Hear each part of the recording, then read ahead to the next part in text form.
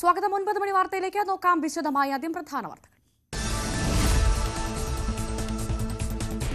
ആഗോള അയ്യപ്പ സംഗമത്തിന്റെ ഉദ്ഘാടനം അല്പസമയത്തിനകം മുഖ്യമന്ത്രി പിണറായി വിജയൻ നിർവഹിക്കും. സംഗമവേദിയിലേക്ക് എത്തിയ പ്രതിനിധികൾ അയ്യപ്പ ദർശനത്തിനുള്ള സൗകര്യങ്ങൾ മെച്ചപ്പെടുത്തണമെന്ന് ഭക്തർ. ശബരിമല വികസനം മാത്രമാണ് മുന്നിലുള്ള അജണ്ട എന്ന് സർക്കാർ ബോധ്യപ്പെടുത്തിയതുകൊണ്ടാണ് ആഗോള അയ്യപ്പ സംഗമത്തിൽ പങ്കെടുക്കുന്നതെന്ന് KPMS സംസ്ഥാന പ്രസിഡന്റ് പുന്നല ശ്രീകുമാർ. യുവതീ പ്രവേശനത്തിനെതിരെ സർക്കാർ നിൽക്കുമെന്ന ആശങ്ക ഇപ്പോഴില്ല. ഇപ്പോഴുണ്ടാകുന്ന വിവാദങ്ങളൊക്കെ അനാവശ്യമാണെന്നും അനവസരത്തിലുള്ള ചർച്ചകൾ ആണെന്നും പുന്നല ശ്രീകുമാർ. ആഗോള അയ്യപ്പ സംഗമത്തിൽ ശബരിമല വിമാനത്താവളം പ്രധാന വിഷയമെന്ന് ദേവസ്വം മന്ത്രി VN വാസവൻ. വികസന പദ്ധതികൾ ഏറ്റെടുത്ത് നടപ്പിലാക്കാൻ തയ്യാറുള്ളവരെ കണ്ടെത്തുന്നത് പിന്നീടെന്നും മന്ത്രി. ആഗോള അയ്യപ്പ സംഗമത്തിന്റെ പശ്ചാത്തലത്തിൽ ഭക്തർക്ക് യാതൊരു നിയന്ത്രണവും ഏർപ്പെടുത്തിയിട്ടില്ലെന്ന് Devaswom board president PS Prashanth. പരിസ്ഥിതിക്ക് ഹാനികരമാകാത്ത വികസനം ശബരിമലയിൽ യാഥാർത്ഥ്യമാക്കുകയാണ് സർക്കാരിന്റെയും ദേവസ്വം ബോർഡിന്റെയും ലക്ഷ്യമെന്നും ദേവസ്വം സെക്രട്ടറി MG രാജമാണിക്യം.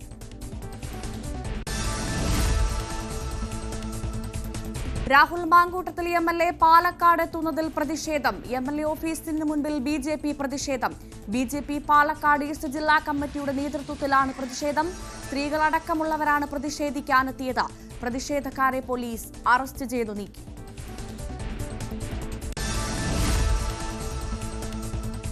സമഗ്ര വോട്ടർ പട്ടിക പരിഷ്കരണത്തിന്റെ ഭാഗമായി മുഖ്യ തെരഞ്ഞെടുപ്പ് ഓഫീസർ വിളിച്ച നിർണായക യോഗം ഇന്ന് തിരുവനന്തപുരത്ത്. യോഗം ഭരണ പ്രതിപക്ഷങ്ങൾ ഒരുപോലെ എതിർക്കുന്ന സാഹചര്യത്തിൽ പട്ടിക പരിഷ്കരിക്കുന്നതിലെ അപ്രായോഗികത ചൂണ്ടിക്കാട്ടാൻ പാർട്ടികൾ. H-1B വിസ അപേക്ഷാ ഫീസ് കുത്തനെ കൂട്ടി അമേരിക്ക. $1 ലക്ഷം ഫീസ് ഉയർത്തുന്ന ഉത്തരവിൽ ഡൊണാൾഡ് ട്രംപ് ഒപ്പുവെച്ചു. കുടിയേറ്റം നിയന്ത്രിക്കാനുള്ള ശ്രമമെന്ന് ട്രംപ് ഭരണകൂടം. ഇന്ത്യൻ പ്രൊഫഷണലുകളെ ബാധിക്കുമെന്ന ആശങ്ക. ഗാസയിൽ 2 വർഷത്തിനിടെയുള്ള ഏറ്റവും വലിയ ആക്രമണവുമായി ഇസ്രായേൽ. വടക്കൻ ഗാസയിൽ നടന്ന വ്യോമാക്രമണത്തിൽ ഹമാസ് കമാൻഡർ സിം മഹ്മൂദ് യൂസഫ് അബു അൽ-ഖിർ കൊല്ലപ്പെട്ടതായി റിപ്പോർട്ട്. ഗാസ സിറ്റി ഇസ്രായേൽ സേന പൂർണ്ണമായി വളഞ്ഞു. നഗരത്തിൽ കുടുങ്ങിയത് 6 ലക്ഷത്തോളം പേർ. 5 ലക്ഷത്തോളം പേർ ഇതുവരെ തെക്കൻ ഗാസയിലേക്ക് പലായനം ചെയ്തു. സംസ്ഥാനത്ത് ആശങ്കയായ അമീബിക് മസ്തിഷ്ക ജ്വരം. ഇന്നലെ മരിച്ചത് ചാവക്കാട് സ്വദേശി. നിലവിൽ 7 പേർ കോഴിക്കോട് മാത്രം ചികിത്സയിൽ. മെഡിക്കൽ കോളേജിൽ 2 മാസത്തിനിടെ 7 മരണം.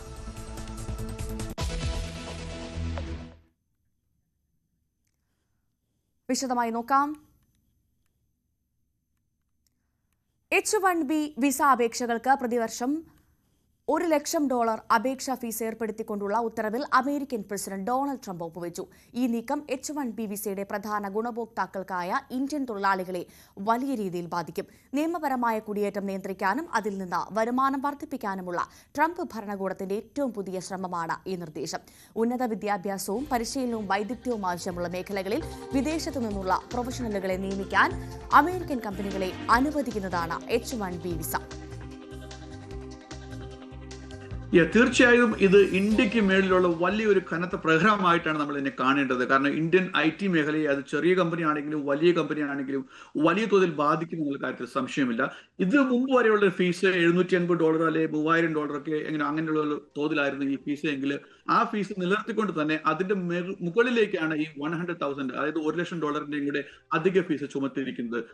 ഡൊണാൾഡ് ട്രംപ് ഭരണത്തിൽ വരുന്നതിന് മുമ്പ് ഇങ്ങനെയുള്ള ഒരു പ്രപ്പോസലോ കാര്യങ്ങളൊന്നും ഇല്ലായിരുന്നു. എന്നാൽ പ്രൊജക്ട് 25ന്റെ പാർട്ടായിട്ട് ചില സംശയങ്ങളും ചില രേഖകളും ഒക്കെ പുറത്തു വരുന്നതനുസരിച്ചിട്ട് ഇങ്ങനെയുള്ള കാര്യങ്ങളൊക്കെ വന്നേക്കാം എന്നുള്ള ഒരു അഭ്യൂഹങ്ങൾ ഉണ്ടായിരുന്നു. നമുക്ക് ഏവർക്കും അറിയാം, ഏകദേശം 1990-ലാണ് ഒരു ഇമിഗ്രേഷൻ റിഫോമിന്റെ പാർട്ടായിട്ട് ഈ H-1B വിസ ഇവിടെ വന്നത്.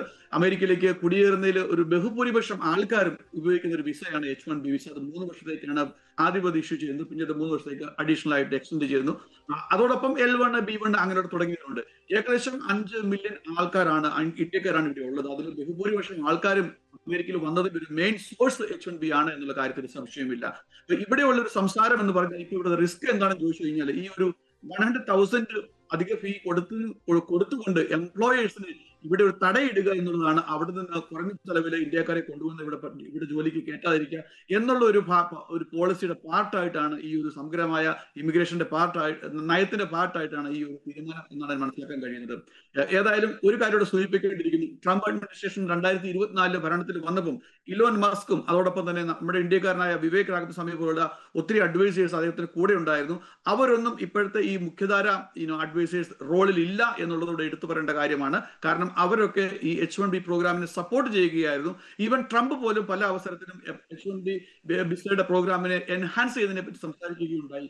ഏതായാലും അവർ സ്ക്വയർ ബാക്ക് ചെയ്ത് തിരിച്ചു പോയിട്ട് ഈ പ്രൊജക്ട് 25ന്റെ പാർട്ടായിട്ടുള്ള ഇമിഗ്രേഷന്റെ നയങ്ങൾക്ക് ഇന്ത്യക്ക് പ്രതികൂലമായിട്ട്, പ്രത്യേകിച്ചും H1Bക്ക് പ്രതികൂലമായിട്ടാണ്. കാരണം അതിന്റെ ഒരു ഇമ്പോർട്ടൻസ് എന്ന് പറഞ്ഞു കഴിഞ്ഞാൽ ഏകദേശം 65,000 വിസയാണ് ഇഷ്യൂ ചെയ്യുന്നത്.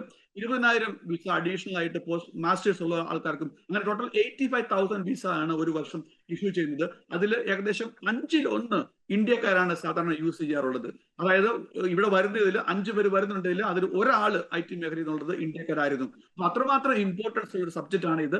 ഏതായാലും ഇന്ത്യക്ക് ഇത് ചെറിയ IT കമ്പനികൾക്കും അതോടൊപ്പം വലിയ IT കമ്പനികൾക്കും IT മേഖലയിൽ വർക്ക് ചെയ്യുന്ന മറ്റ് സഭേതര ജോലി ഉള്ളവർക്കും ഒരു പ്രത്യാഘാതമാണ് എന്നുള്ള കാര്യത്തിൽ ഒരു സംശയവുമില്ല. ഗാസയിൽ ഇസ്രായേൽ സൈന്യം ആക്രമണം കൂടുതൽ കടുപ്പിച്ചു. കഴിഞ്ഞ 24 മണിക്കൂറിനിടെ 50ഓളം പേർ കൊല്ലപ്പെട്ടു. രക്ഷാപാത അടച്ചതോടെ അൽ റഷീദ് റോഡിൽ ആയിരങ്ങളാണ് കുടുങ്ങിക്കിടക്കുന്നത്. പലായനത്തിനിടെ 20 പേർ കൊല്ലപ്പെട്ടതായും വിവരമുണ്ട്. അതിനിടെ ഇസ്രായേലിന് കൂടുതൽ ആയുധങ്ങൾ നൽകാൻ അമേരിക്ക തയ്യാറെടുക്കുന്നതായാണ് വിവരം. അത്യാധുനിക പോർ ഹെലികോപ്റ്ററുകളും കവചിത വാഹനങ്ങളും അടങ്ങിയ ആയുധങ്ങൾ നൽകാനാണ് US-ന് നീക്കമെന്നുള്ള വിവരമാണ് ഇപ്പോൾ ലഭ്യമാകുന്നത്. അജയ് സുധാ ബിജു വിവരങ്ങളുമായി ചേരുന്നു. അജയ്, ഗാസയിൽ നിന്നുള്ള കണ്ണീരിന്റെ കാഴ്ചകൾ കണ്ട് നമ്മൾക്ക് മടുത്തതാണ്. ഇപ്പോഴിതാ ഈ യുദ്ധം അവസാനിപ്പിക്കാനല്ല, അത് കൂടുതൽ ശക്തമാക്കാനുള്ള ഒരു നീക്കം, അതിനുള്ളൊരു സഹായം, കൂടുതൽ സഹായം അമേരിക്കയുടെ ഭാഗത്തു നിന്ന് ലഭ്യമാകുന്നു എന്നുള്ള സൂചനകളാണോ വരുന്നത്? ഭവ്യ, ഇപ്പോൾ ഇസ്രായേൽ സേന ഗാസ പൂർണ്ണമായിട്ട് വളഞ്ഞു എന്നുള്ള തരത്തിലുള്ള വാർത്തകളാണ് പുറത്തു വരുന്നത്. സേന ആക്രമണം മുൻപെങ്ങുമില്ലാത്ത രീതിയിൽ കടുപ്പിച്ചിരിക്കുകയാണ്. 2 വർഷത്തിനിടെയുള്ള ഏറ്റവും വലിയ ആക്രമണമാണ് ഇപ്പോൾ നടന്നുകൊണ്ടിരിക്കുന്നത് എന്നാണ് നമുക്ക് വിവരം ലഭിക്കുന്നത്. വ്യോമാക്രമണവും അതുപോലെ തന്നെ സൈന്യം പൂർണ്ണമായിട്ട് വളഞ്ഞ് അവരുടെ ടാങ്കുകൾ ഉപയോഗിച്ചുകൊണ്ടുള്ള പീരങ്കി ആക്രമണവും ഇതെല്ലാം ശക്തമാക്കിയിട്ടുണ്ട്. നഗരത്തിലാണ്, ഗാസ സിറ്റിയിലാണ് ഇപ്പോൾ നിലവിൽ ആക്രമണം നടത്തിക്കൊണ്ടിരിക്കുന്നത്. ഗാസ നഗരത്തിൽ മാത്രം ഇപ്പോൾ 6 ലക്ഷത്തിലധികം പേർ കുടുങ്ങിക്കിടക്കുന്നുണ്ട് എന്നുള്ളതാണ് നമുക്ക് വിവരം ലഭിച്ചിട്ടുള്ളത്. അതുപോലെ തന്നെ ഇസ്രായേൽ സേന ഇവരോട് ഇവിടെ നിന്ന് പിരിഞ്ഞു പോകണം എന്ന് നേരത്തെ തന്നെ ആവശ്യപ്പെട്ടിരുന്നു. ഇത് കാരണം റോഡുകളും അതുപോലെ തന്നെ മറ്റ് എല്ലാ കാര്യങ്ങളും ബ്ലോക്കായി ആളുകൾക്ക് എങ്ങോട്ടും ചലിക്കാനാകാത്ത ഒരു അവസ്ഥയിലാണ്. അപ്പോൾ ഈ ഒരു ഇപ്പോൾ നിലവിൽ ഇസ്രായേൽ സേനയുടെ ആ ഒരു ഭീഷണിക്ക് വഴങ്ങി ഏതാണ്ട് 5 ലക്ഷത്തോളം ആളുകൾ, കൃത്യമായി പറഞ്ഞാൽ 4,80,000 ആളുകൾ ഗാസയിൽ നിന്ന് പാലായനം ചെയ്തിട്ടുണ്ട് എന്നാണ് വിവരം ലഭിക്കുന്നത്. എന്നാൽ ഇപ്പോഴും നിരവധി പേർ അവിടെ കുടുങ്ങിക്കിടക്കുന്നുണ്ട്. കഴിഞ്ഞ 24 മണിക്കൂറിനിടെ 36 പേരാണ് വിവിധ ആക്രമണങ്ങളിൽ കൊല്ലപ്പെട്ടത്. അതുപോലെ തന്നെ പോഷകാഹാര കുറവ് കാരണം കഴിഞ്ഞ 24 മണിക്കൂറിനിടെ ഒരു കുട്ടി ഉൾപ്പെടെ 4 പേർ മരിച്ചിട്ടുണ്ട്. ഇതോടെ അവിടെ പട്ടിണി കാരണം മാത്രം മരിക്കുന്നവരുടെ എണ്ണം 440 ആയിട്ടുണ്ട്. ഇതിൽ 147 പേരും കുട്ടികളാണ് എന്നുള്ളതാണ് വളരെ വിഷമിപ്പിക്കുന്ന ഒരു കാര്യം. അതുപോലെ തന്നെ മരണസംഖ്യ 65,000-ന് മുകളിൽ പോയിട്ടുണ്ട്. വളരെ കടുത്ത രീതിയിലുള്ളൊരു ആക്രമണമാണ് ഇസ്രായേൽ നടത്തുന്നത്. ഗാസ സിറ്റി പൂർണ്ണമായിട്ടും പിടിച്ചടക്കും എന്ന് പറയുന്ന ഒരു പ്രമേയം അത് കഴിഞ്ഞ മാസമായിരുന്നു ഇസ്രായേൽ പാർലമെന്റിൽ പാസ്സാക്കിയത്. അപ്പോൾ ഇത് നടപ്പിലാക്കും എന്നുള്ള തരത്തിൽ തന്നെയാണ് അവരുടെ പ്രധാനമന്ത്രിയായിട്ടുള്ള ബെഞ്ചമിൻ നെതന്യാഹു ഉൾപ്പെടെ പ്രസ്താവന പറഞ്ഞത്. അത് സത്യമാണ് തങ്ങളുടെ ലക്ഷ്യത്തിലേക്ക്. ഗാസ പൂർണ്ണമായി പിടിച്ചടക്കിക്കൊണ്ടിരിക്കുന്നു ഇസ്രായേൽ സേന എന്നുള്ള ഏറ്റവും പുതിയ വിവരങ്ങളാണ് ഇപ്പോൾ പുറത്തു വന്നുകൊണ്ടിരിക്കുന്നത്. അതിനുള്ള സഹായം US-ന്റെ ഭാഗത്ത് നിന്ന് നടക്കുന്നു എന്നുള്ള വിവരങ്ങൾ കൂടി നൽകുന്നു. അതുമാത്രമല്ല, അത്യാധുനിക സംവിധാനങ്ങൾ അടങ്ങിയ ആയുധങ്ങൾ നൽകാനാണ് US-ന് നീക്കമെന്നുള്ള വിവരങ്ങളാണ് ഇപ്പോൾ പുറത്തു വരുന്നത്. അജയ് സുധാ ബിജുവാണ് വിവരങ്ങൾ നൽകിയത്. മറ്റ് പ്രധാനപ്പെട്ട വാർത്തയിലേക്ക്. കേരള കോൺഗ്രസുകൾ ഒന്നിക്കണമെന്ന പരസ്യ നിർദ്ദേശവുമായി ചങ്ങനാശ്ശേരി അതിരൂപത ആർച്ച് ബിഷപ്പ് തോമസ് തറയിൽ. കേരള കോൺഗ്രസുകളെ യോജിപ്പിക്കാനായി സഭ നേരിട്ട് ഇടപെടുന്നു എന്നതിന്റെ സൂചന കൂടിയാണിത്. PJ ജോസഫിനെ കുറിച്ചുള്ള പുസ്തക പ്രകാശന വേദിയിലായിരുന്നു നിർദ്ദേശമെന്ന പ്രത്യേകത കൂടിയുണ്ട്. എനിക്ക് കേരള കോൺഗ്രസ്സുകാരൊക്കെ ഇവിടെ ഒത്തിരി പേരുള്ളതുകൊണ്ട് എനിക്കൊരു കാര്യം പറയാനുണ്ട്. നിങ്ങൾ ഭരിക്കുന്ന എല്ലാ മുന്നണിയുടെയും കൂടെ ഓരോ കഷ്ണം ഉള്ളതാണ് ഞങ്ങൾക്കൊക്കെ സൗകര്യം. കാരണം ഗവൺമെന്റിനോട് സംസാരിക്കാൻ അത് നല്ലതാണ്. പക്ഷെ ഒരു കാര്യം ഞാൻ പറയാം, നിങ്ങൾ പിളരുന്തോറും നിങ്ങൾക്ക് വോട്ട് ചെയ്യുന്നവരും ചിതറിപ്പോവുകയാണെന്ന് നിങ്ങളെല്ലാവരും തിരിച്ചറിയാം. നിങ്ങളിങ്ങനെ വളർന്ന് കഷണമായി പോകുന്നതോറും നിങ്ങൾക്ക് വോട്ട് ചെയ്യുന്ന ആൾക്കാർ അതങ്ങനെ ഉണ്ട്. ഈ പ്രദേശത്തൊക്കെ ഞങ്ങൾ കുറെ മണ്ടന്മാരൊക്കെ ഉണ്ട്. ഞങ്ങൾക്കൊക്കെ പ്രതീക്ഷ നഷ്ടപ്പെടുകയും ഞങ്ങളെല്ലാം പല വഴിക്കായിട്ട് ചിതറിപ്പോവുകയും ചെയ്യുന്നു. അതുകൊണ്ട് ഈ നാടിന്റെ നന്മ സ്വപ്നം കണ്ടുള്ള നല്ല തീരുമാനങ്ങൾ, പാർട്ടിയുടെ നന്മ മാത്രം സ്വപ്നം കണ്ടാൽ പോരാ, നാടിന്റെ നന്മ സ്വപ്നം കണ്ട് നല്ല തീരുമാനങ്ങൾ എടുക്കാനും നിങ്ങൾക്ക് എല്ലാവർക്കും സാധിക്കട്ടെ. ജി ശ്രീജിത്ത് വിവരങ്ങളുമായി ചേരുന്നു. ശ്രീജിത്ത്, കുറച്ച് ദിവസം മുൻപ് ഫാദർ മാണി പുതിയിടം അദ്ദേഹം നമ്മളോട് പ്രധാനമായും ശ്രീജിത്തിനോട് തന്നെ പറഞ്ഞൊരു കാര്യമുണ്ടായിരുന്നു. കേരള കോൺഗ്രസുകൾ ഒന്നിക്കണം, അതുമായി ബന്ധപ്പെട്ട് വലിയ ചർച്ചകൾ നടക്കുന്നുണ്ട് എന്ന് നമ്മളോട് പറഞ്ഞത് ഫാദർ മാണി പുതിയിടമാണ്. ഇപ്പോഴിതാ അതിന് പിന്നാലെ സാധാരണ ഇത്തരം വിഷയങ്ങളിൽ സഭാ നേതൃത്വം ഇടപെടില്ല എന്ന് പറയുന്നു. പക്ഷേ ഇവിടെ ഇതാ വളരെ വ്യക്തമായി ചങ്ങനാശ്ശേരി അതിരൂപത ആർച്ച് ബിഷപ്പ് തോമസ് തറയിൽ പറയുകയാണ് കേരള കോൺഗ്രസുകൾ യോജിക്കണം എന്നുള്ള കാര്യം. കൃത്യമായി സഭ ഈ വിഷയത്തിൽ ഇടപെടുന്നു എന്നുള്ള സൂചനയല്ലേ ഇതിൽ നിന്ന് മനസ്സിലാക്കാൻ സാധിക്കുന്നത്?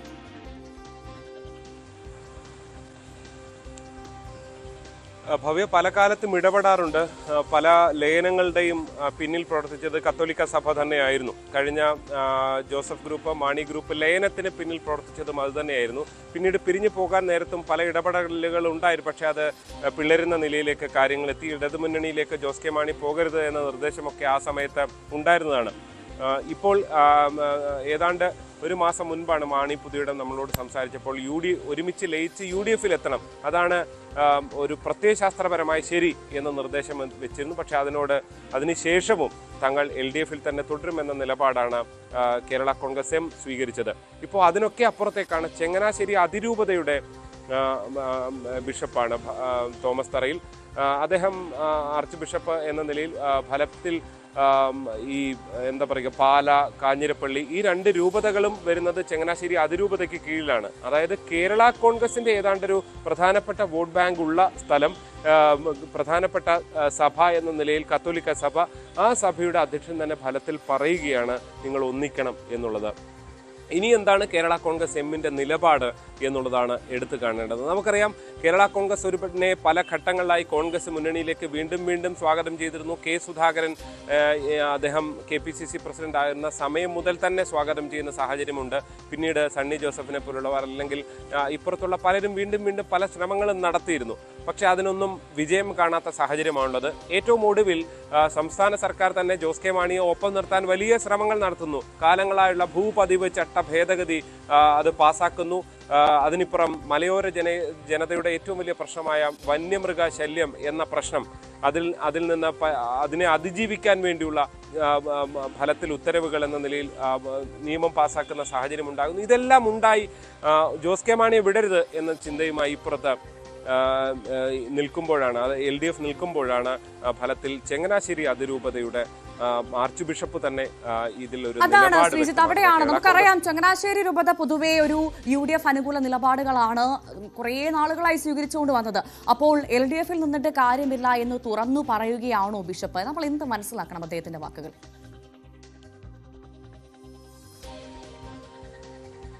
തീർച്ചയായും അത് വളരെ നേരിട്ട് പറഞ്ഞാൽ അത് തന്നെയാണ്. ജോസ് കെ മാണി വിഭാഗം ജോസഫ് വിഭാഗവും ഒന്നിക്കണം, ലയിക്കണം, അതിനുശേഷം UDF ഉണ്ടാകണം എന്നുള്ളതാണ്. കാരണം UDF അനുകൂല അദ്ദേഹം അങ്ങനെ പറഞ്ഞില്ലെങ്കിൽ പോലും അതാണ് നിലപാട്. ഈ നാടിന്റെ നന്മ ആഗ്രഹിക്കുന്നവർ എന്ന നിലയിലാണ് അദ്ദേഹം ചൂണ്ടിക്കാണിക്കുന്നത്. ചങ്ങനാശ്ശേരി അതിരൂപത പല വിഷയത്തിലും കഴിഞ്ഞ കുറേ കാലങ്ങളായി സമരത്തിലാണ്. കുട്ടനാട്ടിലെ കർഷകരുടെ പ്രശ്നം, അങ്ങനെ പല വിഷയത്തിലും പല രൂപതകൾ പല വിഷയങ്ങൾ ഉന്നയിച്ചുകൊണ്ട് സർക്കാരിനെതിരായ സമരത്തിൽ തന്നെയാണ് തുടരുന്ന സാഹചര്യമാണുള്ളത്. അതുകൊണ്ട് തന്നെ നാടിന്റെ നന്മ എന്നത് ഫലത്തിൽ അവർ ഉദ്ദേശിക്കുന്നത് UDF എത്തുക എന്നുള്ളതിനപ്പുറത്തേക്ക് നമുക്ക് വായിച്ചെടുക്കാൻ കഴിയില്ല. നമുക്കറിയാം പൗവത്തിൽ പിതാവിന്റെ കാലം മുതൽ സർക്കാരും CPM-ഉം സഭയും തമ്മിലുള്ള വലിയ ഏറ്റുമുട്ടലുകൾ കേരളം കണ്ടതാണ്. സ്വാശ്രയ വിഷയം അടക്കമുള്ള വിഷയത്തിലൊക്കെ വലിയ ഏറ്റുമുട്ടലുകൾ കണ്ടതാണ് കേരളത്തിൽ. അതുകൊണ്ട് തന്നെ ഇവരുടെ ഒരു ഏതാണ്ട് ബേസ് UDF ആണ്. തങ്ങളൊക്കെ വോട്ട് ചെയ്യുന്നത് കേരള കോൺഗ്രസിനാണ് എന്ന് തുറന്നു പറയുന്നുണ്ട് തോമസ് തറയിൽ പിതാവ് എന്നുള്ളതാണ് ഇതിലേറ്റവും ശ്രദ്ധേയമായിട്ടുള്ളത്. ഞങ്ങൾ കുറച്ചുപേര് ഇവിടെ വോട്ട് ചെയ്യുന്ന മണ്ടന്മാരുണ്ട് എന്ന് പറഞ്ഞുകൊണ്ട് സരസമായാണ് അദ്ദേഹം അവതരിപ്പിക്കാൻ ശ്രമിക്കുന്നതെങ്കിലും കാര്യങ്ങൾ അത്ര സരസമല്ല. കേരള കോൺഗ്രസ് എമ്മിന് ഫലത്തിലൊരു നിർദ്ദേശം നൽകുകയാണ് ആ വേദിയിൽ ചെയ്യുന്നത് ബിഷപ്പ്. അതാണ് അവിടെയാണ് ആ കത്തോലിക്ക സഭയുടെ ആ ഒരു നിർദ്ദേശം അത് അവഗണിച്ച് മുന്നോട്ട് പോകാൻ സാധിക്കുമോ ജോസ് കെ മാണിക്ക് എന്നുള്ള പ്രധാനപ്പെട്ട ചോദ്യമുണ്ട്. അങ്ങനെ മുന്നോട്ട് പോവുകയാണെങ്കിൽ ഇപ്പോൾ പോലും അദ്ദേഹം പറയുന്നത് ഞങ്ങൾ LDF-ൽ ഉറച്ചു നിൽക്കുമെന്നാണ് ജോസ് കെ മാണിയുടെ നിലപാടുകൾ. നമ്മൾ മാണി പുതിയുടെ വിഷയവുമായി ബന്ധപ്പെട്ട് അദ്ദേഹത്തോട് സംസാരിച്ചപ്പോൾ പോലും അദ്ദേഹം പറഞ്ഞത്. പക്ഷേ അങ്ങനെ ഇപ്പോഴും ആ കത്തോലിക്ക സഭയുടെ നിർദ്ദേശം മാനിക്കാതെ അത് തള്ളിക്കൊണ്ട് മുന്നോട്ട് പോവാൻ സാധിക്കുമോ ജോസ് കെ മാണിക്ക്? അത് സാധിക്കുകയാണെങ്കിൽ അദ്ദേഹത്തിന്റെ ഭാവി അതെന്താകും?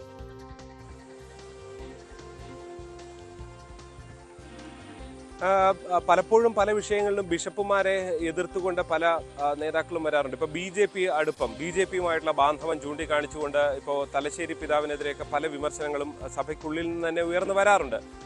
അപ്പോഴൊക്കെ അവർ ചൂണ്ടിക്കാണിക്കുന്നത് ഏതെങ്കിലും ബിഷപ്പുമാരെ പറഞ്ഞാൽ വോട്ട് ചെയ്യാൻ നിൽക്കുന്നവരല്ല തങ്ങൾ എന്നുള്ളതാണ്. പക്ഷേ അതിനപ്പുറത്തേക്ക് ഇവിടെ ഈ UDF-നോട് ഏതാണ്ട് ചേർന്ന് നിൽക്കുന്ന ഒരു വിഭാഗം തന്നെയാണ് ഈ മേഖലയിലെങ്കിലും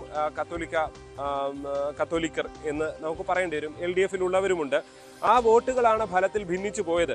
അദ്ദേഹം ചൂണ്ടിക്കാണിക്കുന്നത് തന്നെയാണ്. കഴിഞ്ഞ തദ്ദേശ തെരഞ്ഞെടുപ്പിൽ നോക്കൂ, 50 പഞ്ചായത്തുകൾ അതിനു മുൻപ് UDF ഭരിച്ചിരുന്നെങ്കിൽ 50 പഞ്ചായത്തുകൾ ആകെയുള്ള 71-ൽ 50 പഞ്ചായത്തും LDF ഭരിക്കുന്ന നിലയിലേക്ക് ജോസ് കെ മാണി എത്തിയതോടെ ഉണ്ടായി. വലിയൊരു വോട്ട് ഷിഫ്റ്റ് ഉണ്ടായി. അതായത് കത്തോലിക്കരുടെ വോട്ടുകൾ അടക്കം LDF-ലേക്ക് പോകുന്ന നിലയുണ്ടായി എന്നുള്ളത് ഒരുപക്ഷെ മറ്റ് കേരള കോൺഗ്രസുകളെയും UDF-നെയും മാത്രമല്ല കത്തോലിക്കരെയും ഞെട്ടിച്ചിട്ടുണ്ട്. അതുകൊണ്ട് തന്നെ ബിഷപ്പ് പറഞ്ഞതുപോലെ തന്നെ വോട്ട് സംഭവിക്കുമോ എന്നുള്ളത് വ്യക്തമല്ല.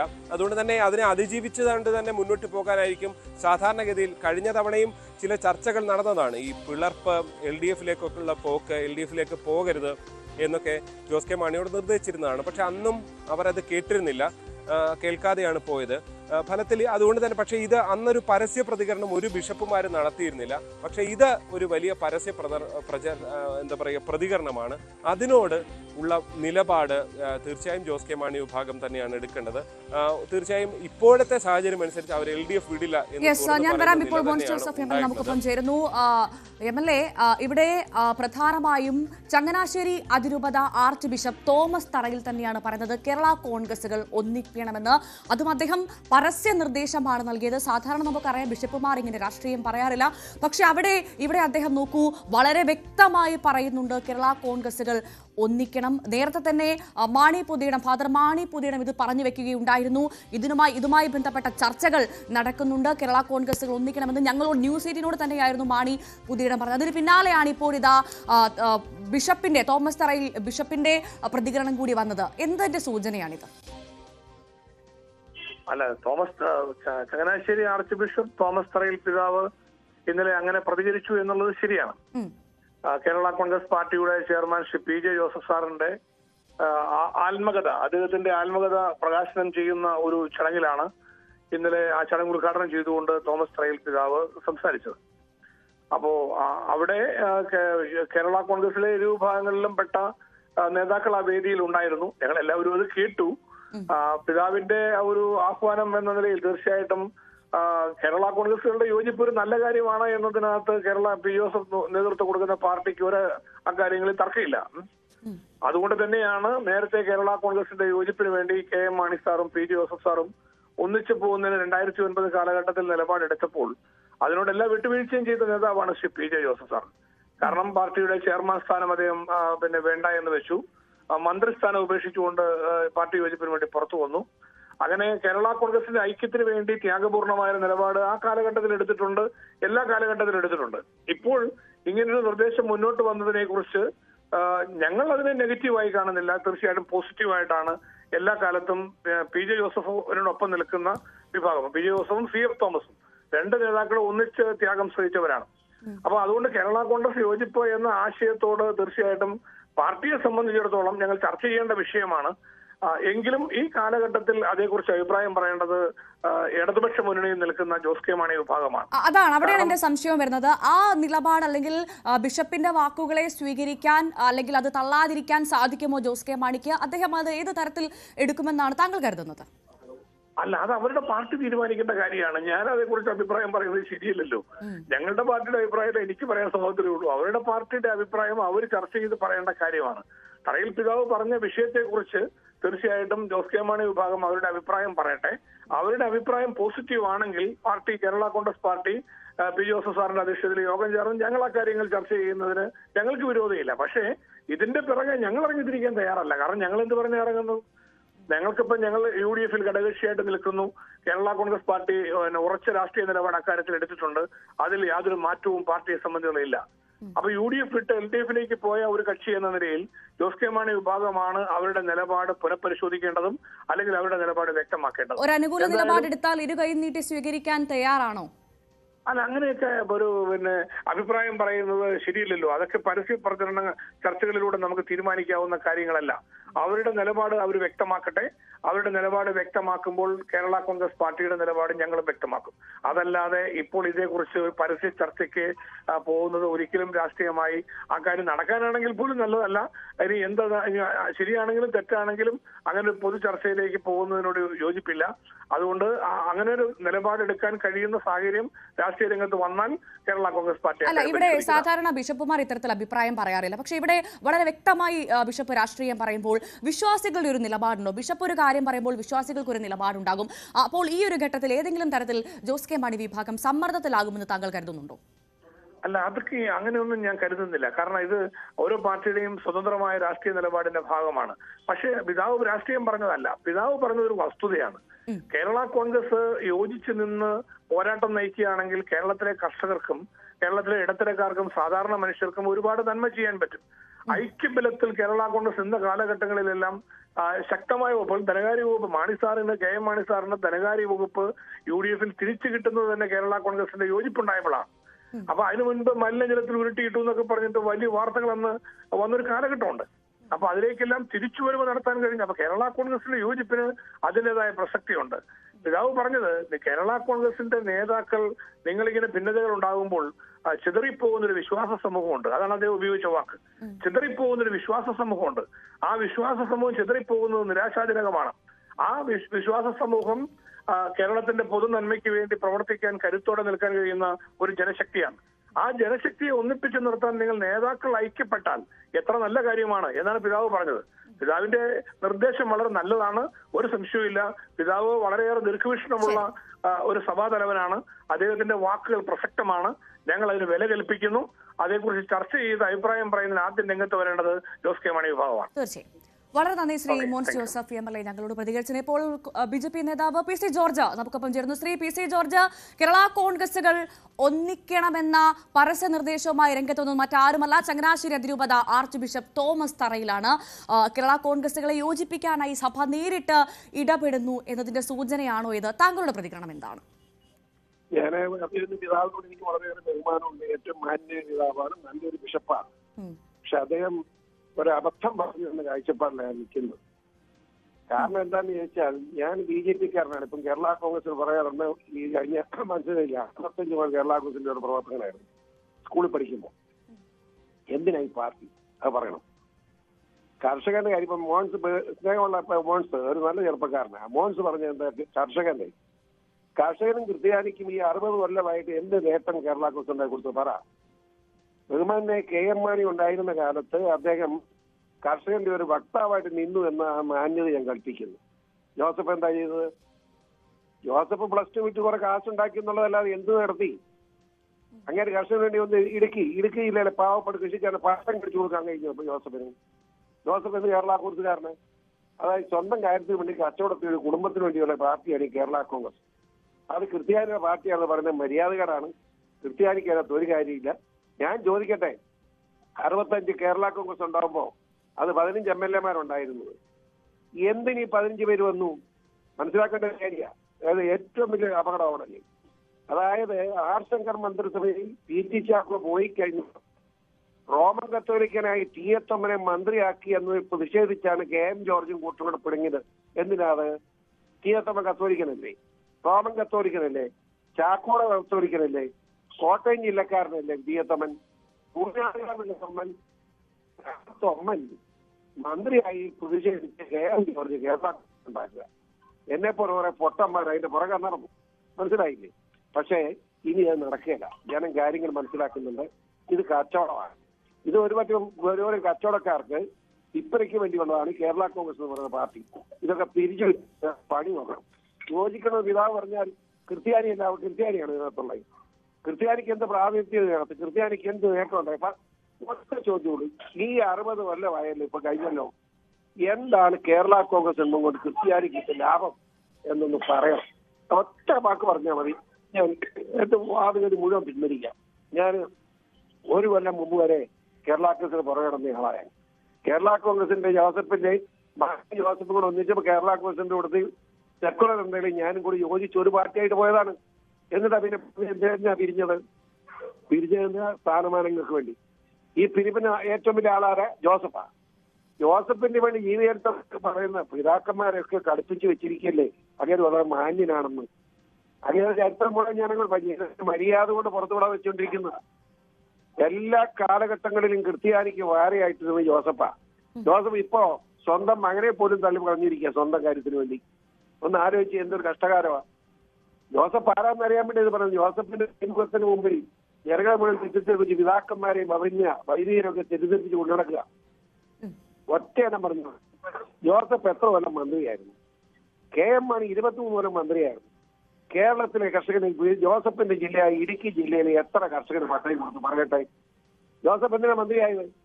റവന്യൂ മന്ത്രിയായിരുന്നു ഓർക്കണം. പട്ടയം കൊടുക്കേണ്ട മന്ത്രിയാണ്. ഭരണത്തിനെ കൂട്ടിയാൽ മതിയല്ലോ, പട്ടയം കൊടുക്കാറുണ്ടല്ലോ. ഒരു പട്ടയം കൊടുത്തു ജോസഫ്. 100 ഉദാഹരണം എനിക്ക് പറയാൻ കഴിയും. വേറും കളിപ്പീരുകാരും കച്ചവടക്കാരുമായിട്ടുള്ള കുറെ വർഗീയവാദികൾ.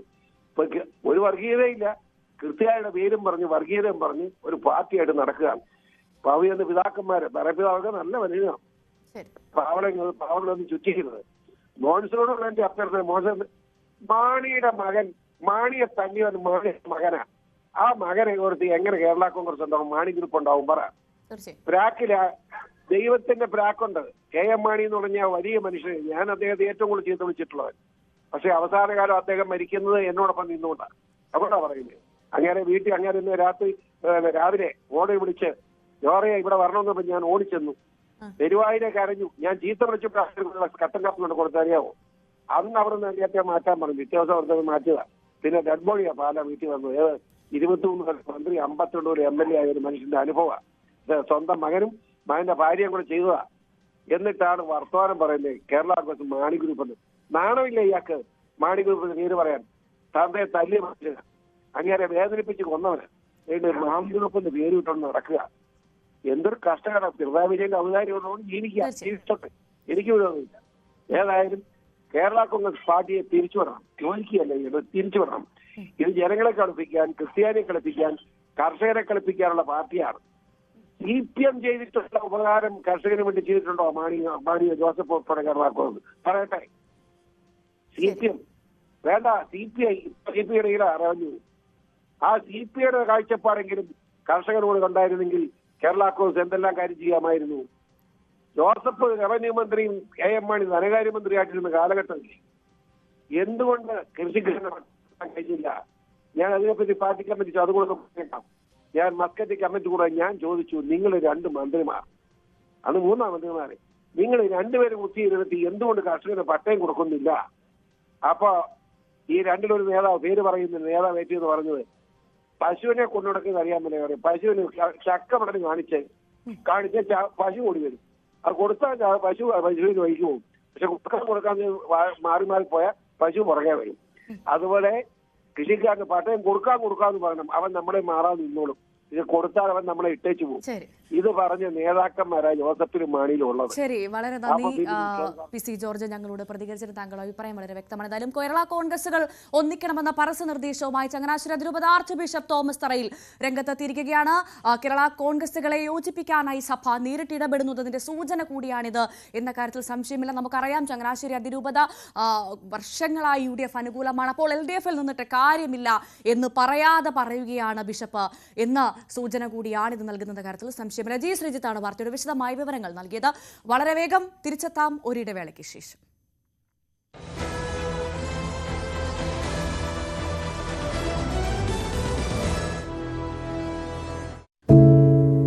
ഒരു മാധ്യമ പ്രവർത്തക എന്ന നിലയ്ക്ക് ഇപ്പോൾ ഏറ്റവും കൂടുതൽ കൈകാര്യം ചെയ്യേണ്ടി വരുന്നത് ലഹരിയുമായി ബന്ധപ്പെട്ട വാർത്തകളാണ്.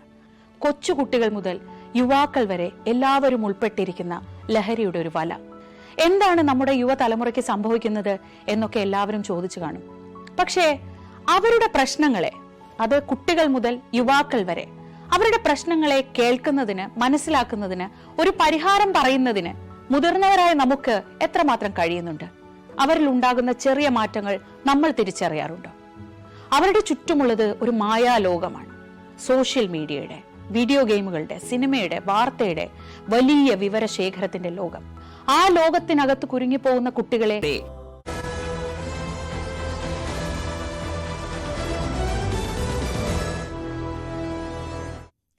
നരേന്ദ്രമോദി സർക്കാർ GST പരിഷ്കരണം ഇച്ഛാശക്തിയോടെ നടപ്പിലാക്കിയെന്ന് അമിത്ഷാ. നികുതി വരുമാനം ഉയർന്നു. സംസ്ഥാനങ്ങളുടെ നഷ്ടം വഹിക്കാൻ കേന്ദ്രം തയ്യാറായി. പല ഉൽപ്പന്നങ്ങളും നികുതികളും ലഭിച്ചു. മോദി ഇന്ത്യയുടെ സാമ്പത്തിക മുന്നേറ്റത്തിൽ വഴിവെച്ചുവെന്നും അമിത്ഷാ ന്യൂസ് 18നോട്. Network 18 group editor in chief Rahul ജോഷിയുമായി സംസാരിക്കുകയായിരുന്നു കേന്ദ്ര ആഭ്യന്തരമന്ത്രി. GST की चर्चा कांग्रेस की सरकार थी तब से होती थी. श्री चिदम्बरम वित्त मंत्री थे तब भी हुई, श्री प्रणब मुखर्जी वित्त मंत्री थे तब भी हुई. कई बार कांग्रेस से गुमराह कर रही है कि ये तो हमारा आइडिया है. ठीक है भाई, आपका आइडिया है तो इंप्लीमेंट क्यों नहीं हुआ? राज्य विरोध करते थे. राज्य विरोध किस चीज का करते थे? राज्य विरोध जिस चीज का करते थे वो चीज देश की जनता को समझनी चाहिए. सभी को मालूम था कि GST आने से राज्यों के रिसोर्सेस में एक प्रकार का रिजर्व होगा, कमी आएगी. वो कमी की भरपाई के लिए उस वक्त राज्य केंद्र से गारंटी मांगते थे, जो कांग्रेस ने नहीं दी, राज्यों ने सहमति नहीं दी और GST के रिफॉर्म नहीं हुए. नरेंद्र मोदी जी प्रधानमंत्री बने, उन्होंने ये गारंटी दे दी. राज्यों की ग्रोथ रेट से लगभग डबल ग्रोथ रेट टैक्स की होगी. इस प्रकार का संवैधानिक वादा किया और पूरा भी किया. പമ്പയിൽ അയ്യപ്പ സംഗമം.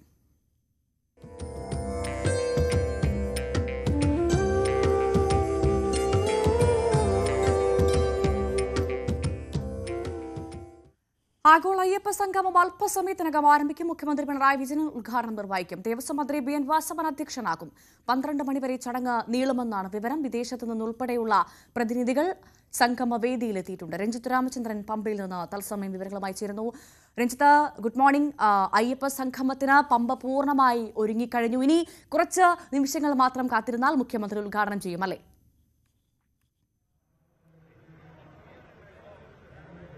ഇപ്പോൾ മുഖ്യമന്ത്രി നമുക്ക് ഇപ്പോൾ ഈ ലൈവ് ദൃശ്യങ്ങളിൽ തന്നെ കാണാം. ഏതാനും നിമിഷങ്ങൾക്കകം ഭവ്യ മുഖ്യമന്ത്രി പിണറായി വിജയൻ ഇപ്പോൾ ഇങ്ങോട്ടേക്ക് ഈ ആഗോള അയ്യപ്പ സംഗമം നടക്കുന്ന സ്ഥലത്തെ പമ്പാതീരത്തെ ഈ VIP പവലിയൻ, VIP ഏരിയയിൽ കൂടിയാണ് 22 ഗസ്റ്റുകൾക്ക് അകത്തേക്ക് പോകാൻ സാധിക്കുന്നത്. അവരെ സ്വീകരിക്കാൻ, മുഖ്യമന്ത്രി സ്വീകരിക്കാനായി ഇപ്പോൾ ദേവസ്വം മന്ത്രി അടക്കമുള്ളവർ, ദേവസ്വം ബോർഡ് മെമ്പർമാരടക്കമുള്ളവർ, പ്രസിഡന്റ് അടക്കമുള്ളവർ ഇവിടെ മുഖ്യമന്ത്രി നമുക്ക് ദൃശ്യങ്ങൾ വളരെ വ്യക്തമായി കാണാം. മുഖ്യമന്ത്രി ഈ സംഭവ സ്ഥലത്തേക്ക് എത്തിക്കുകയും പ്രധാനപ്പെട്ട കാര്യം, മുഖ്യമന്ത്രിക്കൊപ്പം SNDP യോഗം ജനറൽ സെക്രട്ടറി ശ്രീ വെള്ളാപ്പള്ളി നടേശൻ കൂടി എത്തുന്നു എന്നുള്ളതാണ് ഏറ്റവും പ്രധാനപ്പെട്ട കാര്യം. മുഖ്യമന്ത്രിക്കൊപ്പം ഇപ്പോൾ SNDP യോഗം ജനറൽ സെക്രട്ടറി വെള്ളാപ്പള്ളി നടേശൻ കൂടി ഇവിടേക്ക് എത്തുന്ന ദൃശ്യങ്ങൾ കൂടി നമുക്ക് കാണാം. അദ്ദേഹം ഇങ്ങോട്ടേക്ക് എത്തുന്നുണ്ട്. മുഖ്യമന്ത്രിക്കൊപ്പമാണ് ഉള്ളത് എന്നുള്ളതാണ്. അദ്ദേഹത്തെ സ്വീകരിച്ചുകൊണ്ടാണ് ഇപ്പോൾ മുഖ്യമന്ത്രി എത്തി. ഇപ്പോൾ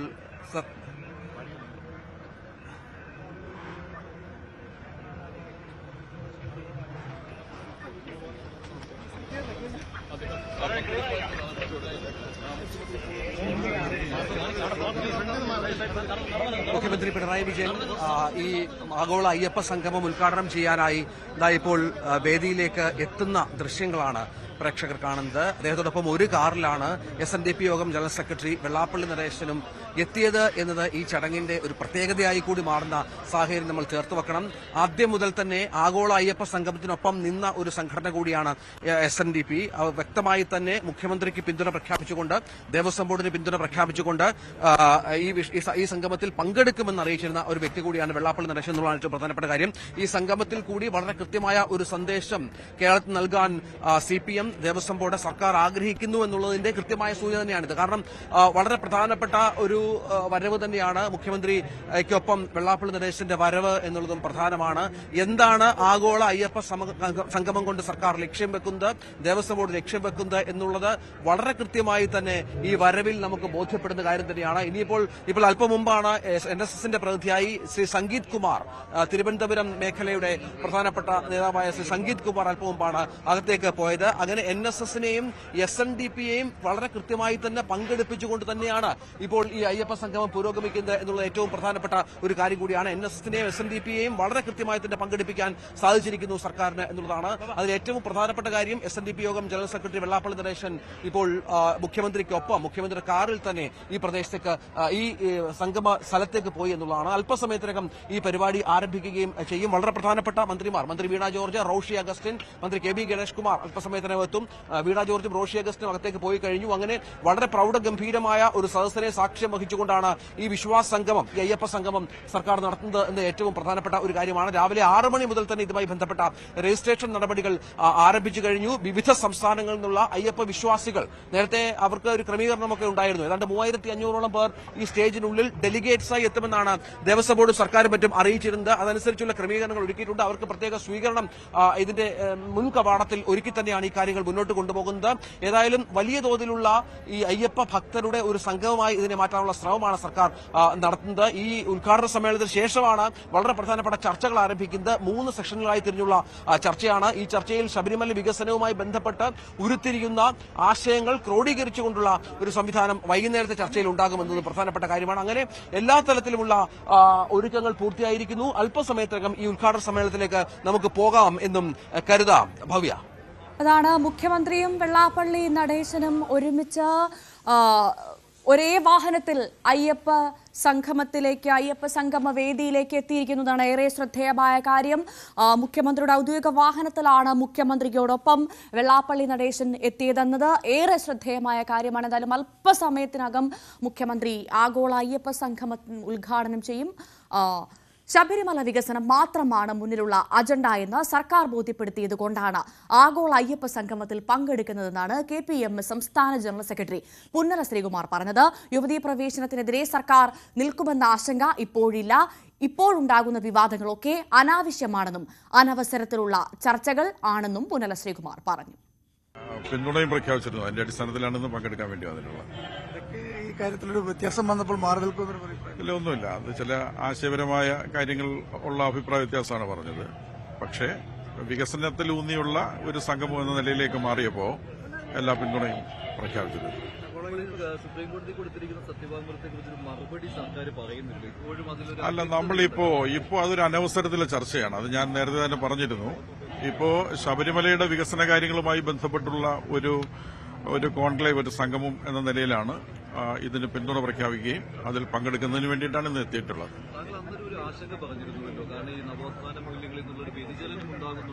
അല്ല, അതൊക്കെ ആ ഘട്ടത്തിൽ പറഞ്ഞതല്ലേ. ഇപ്പോൾ ഉണ്ടായ വിവാദങ്ങൾ അനവസരത്തിലായിരുന്നു, അത് അവസാനിച്ചിട്ടുണ്ട്. ഇപ്പോ വികസനത്തിന് പ്രാധാന്യം കൊടുത്തുകൊണ്ടുള്ളൊരു സംഘം എന്ന നിലയിലാണ് അതിന് പിന്തുണയ്ക്കുകയും പങ്കെടുക്കുന്നത്. അത് തീർച്ചയായിട്ടും അത് എന്റെ സ്ഥാനത്തിൽ തന്നെ ദേവസ്വം ബോർഡ് പ്രസിഡന്റ് പറഞ്ഞിരുന്നില്ല. എന്നെ ക്ഷണിക്കാൻ വേണ്ടി വരുമ്പോൾ പറഞ്ഞിരുന്നില്ല.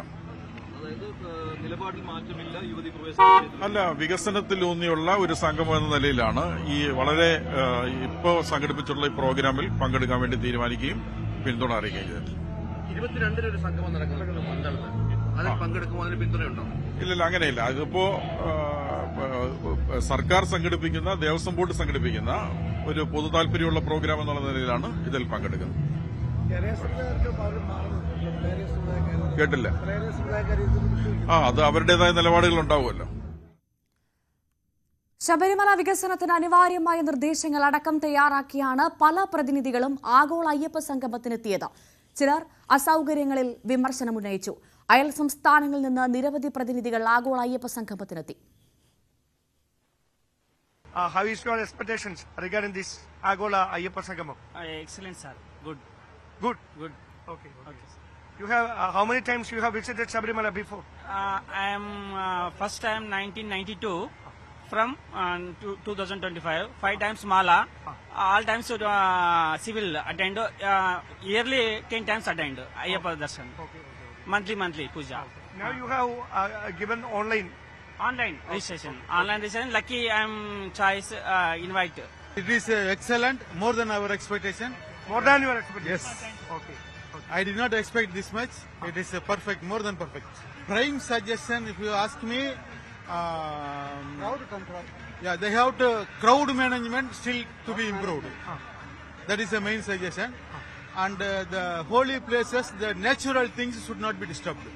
വരേണ്ട മാറ്റം കുറച്ച് സൗകര്യങ്ങൾ നമ്മൾ പറയാൻ തീരുമാനിച്ചിട്ടുണ്ട്. സൗകര്യങ്ങൾ ഒന്ന് വരണം എന്നുള്ള അടിസ്ഥാനപരമായിട്ടുള്ള സൗകര്യങ്ങൾ അതാണ് ഇവിടെ കുറവ്. നമുക്ക് ഇപ്പോൾ വരുന്ന സമയത്ത് ഭക്തജനങ്ങൾക്ക് ബുദ്ധിമുട്ടില്ലാത്ത രീതിയിൽ എല്ലാ കാര്യങ്ങളും ചെയ്തു തരാൻ വേണ്ടി ഇതൊരു ആഗോള സംഗമം അതിനൊരു വേദി ആവട്ടെ എന്ന് നമ്മൾ മനസ്സുകൊണ്ട് ആഗ്രഹിക്കും. ഇപ്പൊ തന്നെ ഒരുപാട് ടെക്നോളജി ഡെവലപ്പ് ആയിട്ടുണ്ട്. ബയോ ടോയ്ലറ്റ് അങ്ങനെയുള്ള സംവിധാനങ്ങൾ ഇഷ്ടംമാരെയുണ്ട് വന്നിട്ടുണ്ടല്ലോ. അങ്ങനെയുള്ള സൗകര്യം ചെയ്താൽ തന്നെ ഒരുപാട് വ്യത്യാസം വരും. ഒരു വൃത്തിഹീനമായിട്ടുള്ള സ്ഥലങ്ങളാണ് ഇപ്പൊ മിക്ക സ്ഥലങ്ങളിലും ശബരിമല പ്രത്യേകിച്ച്. അപ്പൊ അങ്ങനെയുള്ള സമയത്ത് ഇങ്ങനെ ബയോ ടോയ്ലറ്റ് അങ്ങനെയുള്ള സംവിധാനങ്ങൾ വരികയാണെങ്കിൽ കുറെ ശരിക്കും അയ്യപ്പന്റെ ഒരു അനുഗ്രഹം തീർച്ചയായിട്ടും ഉണ്ട്. വരുന്ന അയ്യപ്പ ഭക്തർക്ക് അടിസ്ഥാന സൗകര്യ വികസനം വേണം. ഇപ്പൊ തിരുപ്പതി മോഡൽ അതുപോലെ എന്തെങ്കിലും പ്രോഗ്രാം ഉണ്ടായി മാത്രമേ ഇതുകൊണ്ട് ഇങ്ങനെയുള്ള ഫംഗ്ഷൻ കൊണ്ട് പ്രയോജനമുള്ളൂ. ഇപ്പൊ തന്നെ മണ്ഡല സീസണിൽ അയ്യപ്പന്മാർ വന്നിട്ട് ഒരുപാട് കഷ്ടപ്പെടുന്നുണ്ട്. അപ്പൊ അതുകൊണ്ട് ഗവൺമെന്റും ദേവസ്വം ബോർഡും കോടതിയും ഹൈക്കോടതിയും കൂടി ഒരുമിച്ച് നിന്നുകൊണ്ട് ഭക്തജനങ്ങളുടെ താല്പര്യം മുന്നിൽ കണ്ടുകൊണ്ട് ക്രിയാത്മകമായ നിർദ്ദേശങ്ങളും ചർച്ചകളുമാണ് ഈ സംഗമം കൊണ്ട് ഉദ്ദേശിക്കുന്നത്.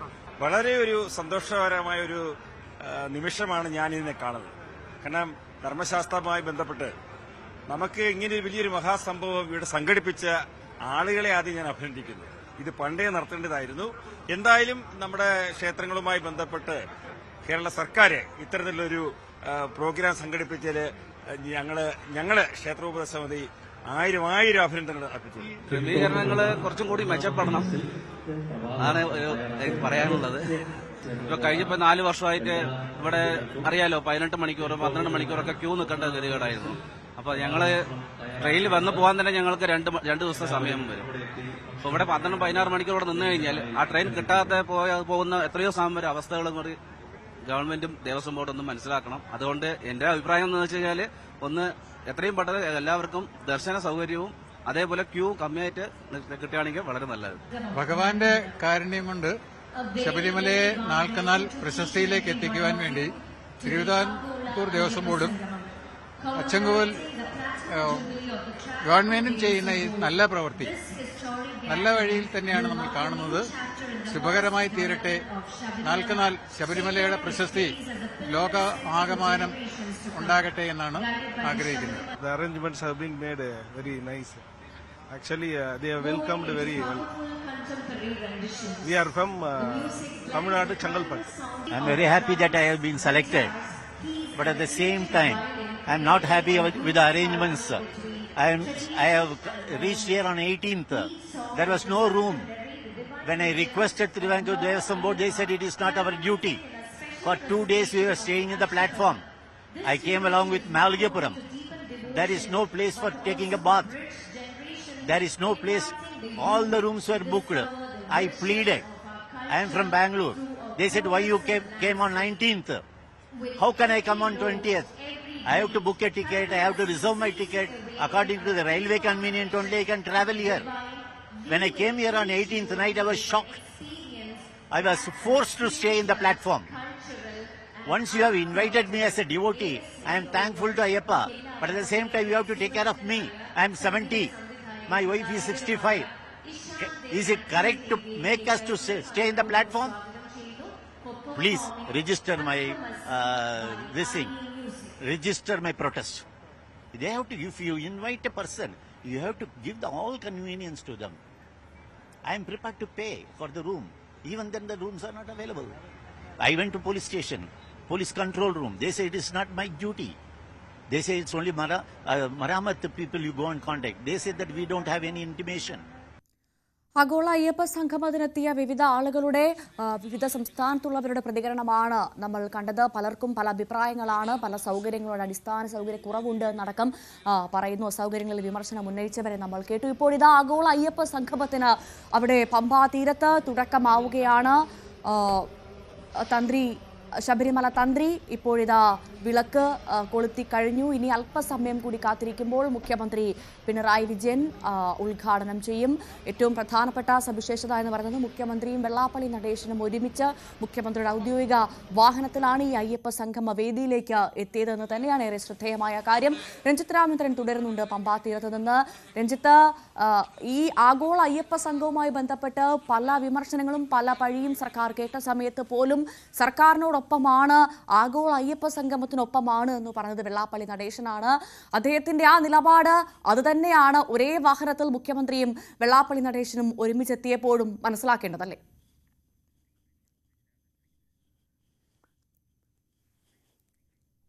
യെസ്, മുഖ്യമന്ത്രിയും വെള്ളാപ്പള്ളി നടേശനും ഒരുമിച്ചാണ് മുഖ്യമന്ത്രിയുടെ ഔദ്യോഗിക വാഹനത്തിൽ എത്തിയത്. ഇനി അല്പസമയം കൂടി കാത്തിരിക്കുമ്പോൾ മുഖ്യമന്ത്രി പിണറായി വിജയൻ ഔദ്യോഗികമായി ഉദ്ഘാടനം ചെയ്യും. ആഗോള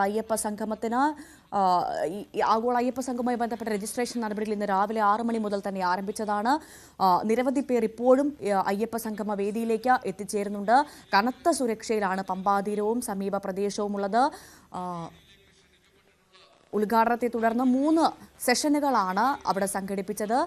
മാസ്റ്റർ പ്ലാനുമായി ബന്ധപ്പെട്ട ജയകുമാർ IASന്റെ നേതൃത്വത്തിൽ നടക്കുന്ന ചർച്ചയാണ് ആദ്യം നടക്കുക. നമുക്ക് വളരെ വേഗം ഈ ഉദ്ഘാടനത്തിലേക്ക്, മുഖ്യമന്ത്രിയുടെ വാക്കുകളിലേക്ക് എത്തണം. അതിനു മുൻപ് ചെറിയൊരു ഇടവേള.